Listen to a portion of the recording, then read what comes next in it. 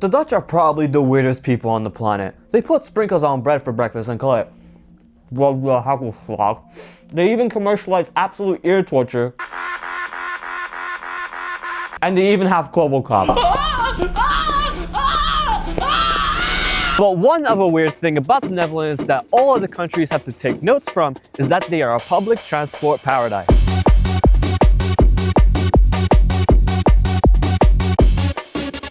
The Netherlands is the most urbanistic place on earth, and a lot of it comes to their transport. Even though I'll mostly be going to be talking about the capital, Amsterdam, a lot of the things I will say in this video can be said for the entire country, because no matter where you are, it is so easy to move around here. And we're going to figure out 5 key ingredients as to why that is, along with a top secret ingredient that all the other factors have in common.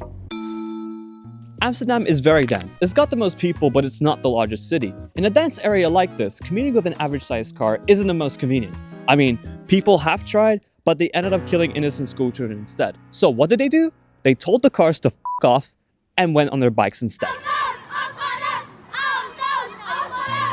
The Dutch are straight up bike pills, so much so they got more bikes than people. The city highly encourages cycling by offering 400 kilometers of red painted bike lanes, well-funded infrastructure, and bike racks are ubiquitous throughout the city. Whereas the city highly discourages cars by adding expensive parking fees, road and gas taxes, and many of the roads being closed up to cars entirely or being one-way only. And they'll continue to discourage cars until the entire city is autoloop, literally meaning nearly car-free. The benefits to encouraging cycling over cars are immense. First of all, less accidents happen, and people who are usually the ones that get run over instead get to be riders themselves. I'm being serious. Cycling here is safe enough that children can commute to school by bike independently. Cars are not really needed anymore, so less CO2 emissions get released into the air. This leads to promoting more green spaces, a cooler atmosphere, and making the area more appealing, which helps boost tourism overall. But when cycling becomes the most common way to get around Amsterdam, the Dutch can create their own problems. In Amsterdam, the cars don't create the traffic,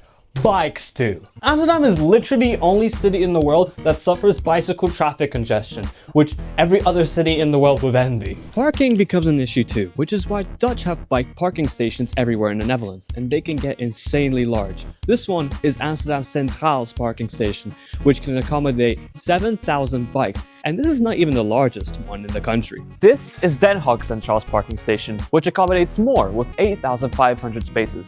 But if you go further down to Utrecht Centraal, their parking station offers 12,500 spaces. 50% of train commuters park their bicycles at their own stations, so Amsterdam Centraal has been trying to solve their overcrowding problem for 2 decades. Initially with a weird-looking parking facility nearby, but recently solved it permanently with this underground parking station. But this parking problem is widespread, reaching to pedestrianized areas in an overwhelming way. Theft is also quite an issue too. 80,000 bikes get stolen every year, and a lot of them end up in the canals. These problems are still better than car traffic congestion, losing more space for less commuters, and we haven't started with noise pollution, environmental concerns, oil dependency, and car parking. The way Amsterdam solved these larger problems was to create their own problems instead, aka suffering from success. So we now know that bikes are very important to Amsterdam as the most popular mode of private transport. But when they are off the pedals, what's their preferred way of using public transport? Well, for Amsterdam, the answer to that question is trams. Trams are the most significant part of its city's transport network, and they always pretty much have been since the 19th century. It has survived World War I, World War II, the rise of cars, and the competition they faced with the opening of the metro system. Although they faced some challenges in the past, the trams have recovered to become the most common public transport mode, and it now consists of 15 lines and 500 stops. Literally everywhere you go on Google Maps, you see streets of Amsterdam flooded with tram stops. The Dutch see trams as the best mode of public transport, and they love them here. Tram. Despite being car-free, trams still struggle to fit around the city center. A lot of the streets here are narrow, which don't fit double-track lanes, meaning only one tram can be fit at a time. So what they do is they have bi-directional single-track lanes in the narrow streets and double-track lanes in the bridges. When a tram is occupying the same track, trams would usually wait at the bridge until the other tram clears off the line. And usually it's the tram going towards Amsterdam Centraal getting priority first. Grassy tram tracks are one of the most common types of tramways when separated from a road, and I love them, not only because it's cheap to make, it's permeable. making it unconventionally one of the few ways the city can keep up afloat. The grass helps the city soak in the rainwater, preventing and mitigating floods to take place in the area. Amsterdam loves trams because it's the most accessible way to get around. In a metro, you'd have to take a staircase or a lift. Oh my god, it literally smells like urine. Walk through the ticket gates and go further down until you can finally meet the train. But with a tram, you can immediately walk onto a ground level platform, hop on the tram, and pay on board. There's nothing more accessible than that.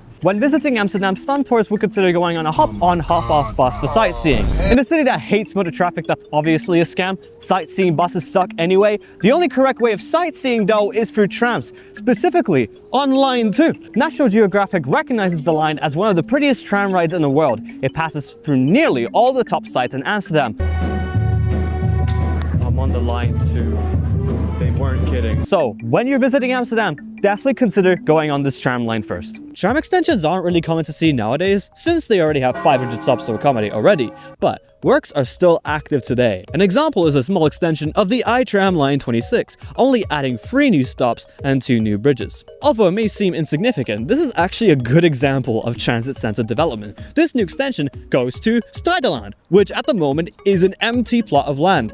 Not for long though, since this new artificial island is planned to be a residential area for 8,000 new homes. So with their Dutch infrastructure of dams and flood prevention, they've been able to reclaim land that was once underwater and be able to use this land to extend the metropolitan area of Amsterdam, which is especially important when the entire country is in a housing crisis. This tram extension goes well beyond just trams. It explains the entire urban development in the country. Therefore, trams have helped encourage a broad approach to city planning. Other recent developments of the tram network is the converted tram line 25, aka Amstel Tram, the longest tram line spanning across 25 kilometers.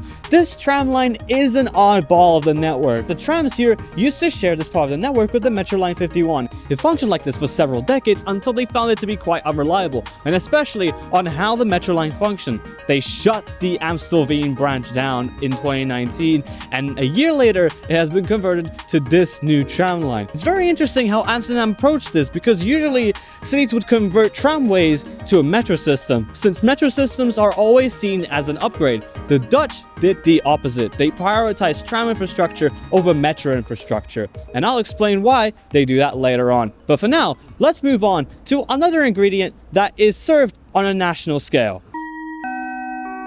Nederlandse Spoorwegen is a national operator in the country, and it's one of, if not, the best railway systems in the world. And even with that kind of reputation, every Dutch person yet somehow finds every way to complain about the NS. It's often compared to being on par with the Swiss, but even beats the Swiss in density, passenger count, frequency, and even punctuality. Wherever you travel in the Netherlands, both short and long distance routes can be as frequent as every 15 minutes, or even every 5 minutes. This is why many people see the national railway system as a larger metro than regional rail. Amsterdam is primarily served by their main station, Amsterdam Centraal. The central station is an international hub, making you able to go to other countries like Belgium, Germany, France, and the UK. On a national scale, this station serves both express and stopper services that the NS offers. Intercity services are served here that are longer distance routes connecting to major cities in fewer stops. Most notable ones here are the ones to Rotterdam, Den Haag, and the most important one to Utrecht Centraal, the most busy station in all of the Netherlands. Other major stations in the city like Amsterdam Zuid, Amstel, Sloterdijk, and Bijlmer Arena also have intercity services running. In addition, other stations, including the major ones, are served by Sprinter services, which are the regional commuter trains that stop at almost every station. You're more likely going to be served by these services if you're going on shorter routes to smaller cities like Almere, Uitheest, and Haarlem. Amsterdam Zuid is the next important station, and it's often described as Amsterdam's future. It's been growing as a modern hub to accommodate the rapidly growing Zuidas district. This is the financial business center of Amsterdam. It's heavily drawn inspiration from other European business hubs like Canary Wharf in London and La Défense in Paris. Historically, Amsterdam Centraal was the obvious gateway because the city center was the main destination, but now many commuters work in Zuidas than the city center, and considering that Amsterdam Zuid is closer to Schiphol Airport and more business is happening in southern Amsterdam, it makes sense why Amsterdam Zuid is growing to be almost as important as Amsterdam Centraal. In terms of power infrastructure, the Dutch have been early pioneers for electrification. 3/4 of the rail are electrified, and all of the energy that runs the railways are 100% green power. So the Dutch railway system is humanly perfect as it can possibly be as a rail operator. But within Amsterdam, do they have a humanly perfect metro system? No. Amsterdam's metro covers 42.7 kilometers and 39 stations, with 5 lines in service. The metro currently runs 8 trains an hour on the recent M52 and 6 trains per hour on other lines, which in European standards is actually surprisingly low. Other than the renovations, Amsterdam doesn't really care that much about metros. There are some interesting secrets about it, like all underground stations can be converted into an underground bunker, and the way they reference the local newspapers at Wiebelstraat station. But apart from that, their system is honestly and quite unpopular compared to competitors of the London Underground or the Paris Metro. Historically, the Metro was initially a controversial move at the time. It nearly got cancelled before it even opened. During the construction of the first Line 53, historical buildings were demolished to make space to create tunnels underneath, and people weren't happy. Anti-metro groups responded with riots and created unrest, leading to other planned line constructions to be halted. But still, it was set to complete the rest of the initial Line 53. This line started from the center and ended to what was at the time a new town, Belmemere. This town had an idyllic concept, but the execution of making it a paradise failed, making the area quite poorly run down, and so were the stations. Poor maintenance made the brutalist stations become even more brutal, with graffiti and a presence of urine being impossible to not notice.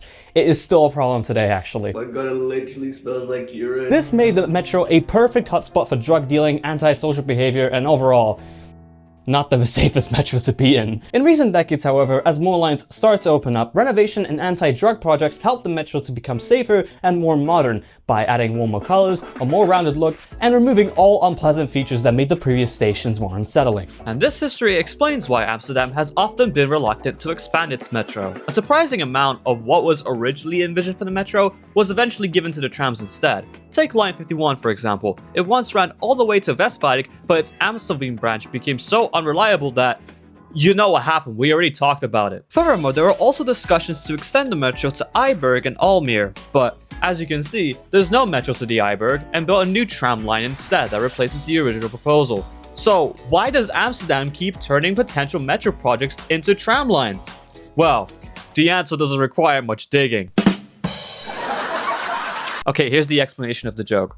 Amsterdam struggles with building tunnels, making the process more difficult than normal, so metros end up being the costly, time-consuming, and therefore most annoying project to build. It's only built as a last resort to vacate more traffic above ground by bringing more traffic underground. Hence why a lot of the metro projects get offered to alternative modes like trams instead. Although, the city anticipates developing the metro further in the future, like merging lines 50 and 53 into one line, investing millions into improving certain areas, and improving the frequency up to 10 trains per hour on peak times and 8 trains per hour on off-peak times. Further plans were addressed to extend the metro to the airport, potentially further west. But even after all these plans get finished in the upcoming decades, the metro will never be as big as the trams. Before we get to the secret ingredient, there is one more key ingredient behind Amsterdam's efficiency, and that is how their body of transport, GVB, operates. This company is responsible for operating and maintaining Amsterdam's public transport system, including the previously talked about trams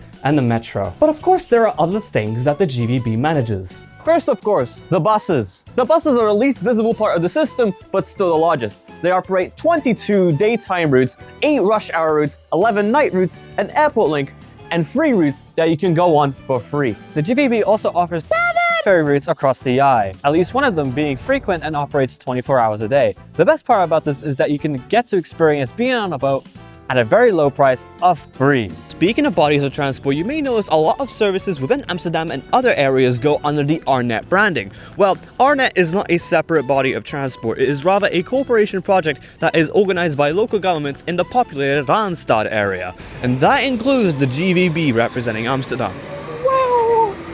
So cool. This project actually doesn't bring any practical benefit between the participating transport companies. It's only a corporate identity that makes the network feel more recognizable and distinctive to the public. It's not far-fetched to describe it as a flag representing high-quality transport in the Netherlands. It did receive criticism for it being only cosmetic, but you know, the transport is reliable enough to be excused. Okay, Peng, yeah, the Dutch seem to be pretty good at doing all these 5 things, but I can name a few cities on top of my head that seem to be doing as effective as that. So what does the Dutch do so differently that separates the others? Well, we've seen already that the Dutch railway stations are built around bicycles with huge parking facilities and roughly half of the train passengers arriving by bike. But this reveals the real secret behind Dutch public transport: integration. The bike and the train, along with other modes, don't compete with each other. They're designed to work together. People cycle to the station, take the train for a long distance part of the journey, and continue by bike when they arrive. And it's especially helpful how the NS is tied in with OB rental bikes, giant parking facilities, and the constant desire of station redevelopment to continue making integration more seamless. The Dutch put a role on each mode. Bicycles provide the first and last mile. Trains connect cities. The metro moves passengers quickly across Amsterdam. Trams distribute them through neighborhoods. Buses fill the remaining gaps. And ferries link areas separated by water. They know how to make interchange stations as effective as possible. And interchange means way more than making people switch to different lines and branches. It is this integration, not simply the infrastructure itself, that has helped make Amsterdam one of the world's leading examples of sustainable urban mobility. So, to sum this all up, what makes the public transport in Amsterdam and the Netherlands so good? Is it overrated? Well, if you think it's overrated, I can see your reason. The trains are not the most clean, one of my train journeys got a minute late, and some vehicles may just be straight up plastic. But we can't let all these We can't let these small negatives hide the large positives of constant maintenance and, among many things, that ensures the service does its job. Cancellations are rare, and delays almost never become severe. Dutch taxes may be high, but mind-blowingly, the taxpayer money is being used reasonably. A public transport system can't be perfect, but in the Netherlands, it's perfect enough that it's inoffensive. An inoffensive train system doesn't feel right, which is why your average Dutchman finds a way to make it offensive to them, so that they can complain in nature. In conclusion, after experiencing Dutch public transport both in and outside Amsterdam, I can confidently place it in S tier. The Netherlands proves that when trains, trams, buses, metros, and bicycles work as one, the entire network becomes stronger. As a Dutch singer once said, "We are one!" Hey Pookies, thank you so much for sticking to the end of this video. It took a very long time to make, and the fact that I had to go abroad for this one, so I really appreciate your support on sticking to the end. That means a lot to me. But I also want to announce that I do have a new Patreon now. So I don't have any YouTube membership stuff anymore. That's been gone. So if you want to continue supporting and getting perks of exclusive content, sneak peeks, and some community involved stuff, please head over to the Patreon and then link in the description. But other than that, I appreciate you for watching. Make sure to like and subscribe, and I'll see you in the next one. I got more coming up. See ya.